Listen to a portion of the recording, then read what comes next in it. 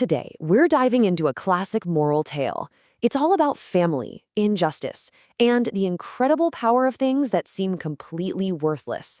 This is the story of a farmer named Bola, his two greedy brothers, and an inheritance that, believe me, would change everything for all of them. So the story kicks off with this unbelievably unfair split of the family property. The two older brothers, Bima and Lalan, they take everything good. I mean, everything. The fertile fields, the branches of the mango tree that actually bear fruit, the rooms inside the house. And what about Bola, the youngest? Well, he gets the scraps, the literal leftovers. He's given the ridge of dirt between the fields, the root of the mango tree, the roof of the house, and 4 ancient coins that nobody uses anymore. It is just an absolutely cruel setup. You might be asking, how on earth did this even happen? Well, this first part of the story, A Brother's Cruel Bargain, shows us exactly how Bola's own trust was turned against him. See, Bola at the start is just a picture of total trust. He looks at his older brothers like they're his father figures, you know? He puts his entire future in their hands, saying, I will accept whatever you decide. And it's that beautiful, naive trust that they use as a weapon to completely exploit him.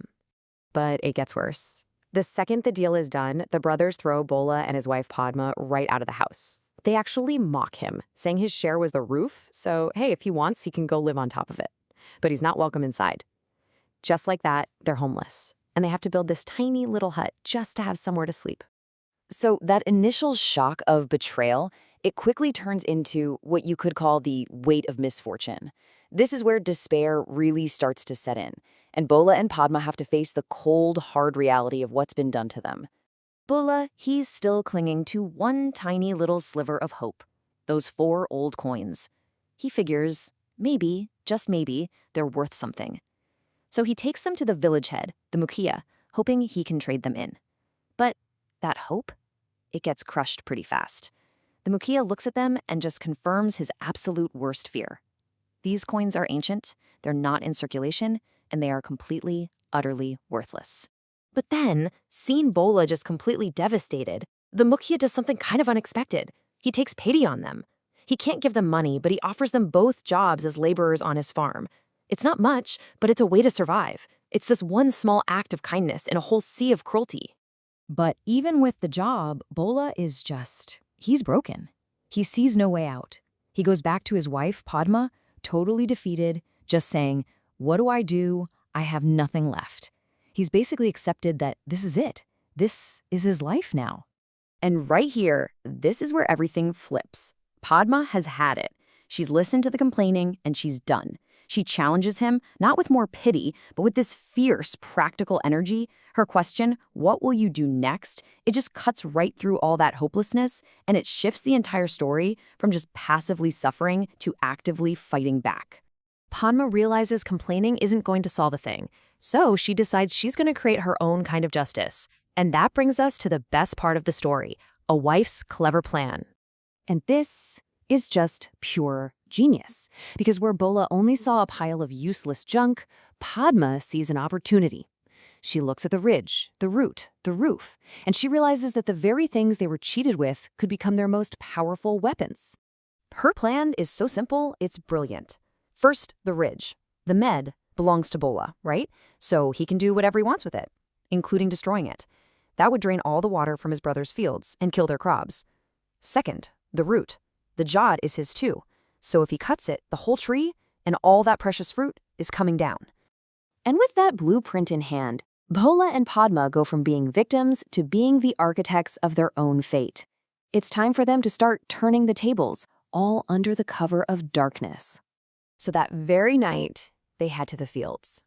Bola grabs a shovel, and he just demolishes the ridge, his ridge. And just like Padma said, all the water rushes out, leaving his brothers beautiful green crops to just wither away and die. The next morning, you can imagine the brothers' shock. They find a total disaster. Their big payday, their harvest, it's gone. And they know instantly who did it. They realize Bola used his worthless inheritance against them. But here's the kicker. They can't do a thing about it. It was his property to destroy. Oh, but they're not done yet. The very next night, they're back out, this time at the mango tree. Bola takes an axe and starts swinging at his root. After a few powerful hits, this massive tree starts to groan, and then it falls with this incredible crash that just echoes through the whole village. That crash wakes up the brothers, of course. They come rushing out and find Bola and Padma standing right there next to the fallen tree. They are furious. They grab the couple, tie them up, and declare they're taking them to the king to be punished. So the story leaves us right there at this super critical moment. But the lessons? Oh, they're already crystal clear. Let's break down the real moral of the story in this last section, the lesson in the dirt. I mean, this is the beautiful irony of the whole thing, isn't it?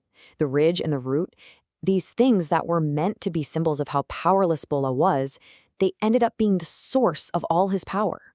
It just goes to show you that value is all about perspective and a little bit of creativity. So when you boil it all down, this story isn't just about getting revenge. It's teaching us that taking action, your own agency, is way more powerful than just accepting your fate.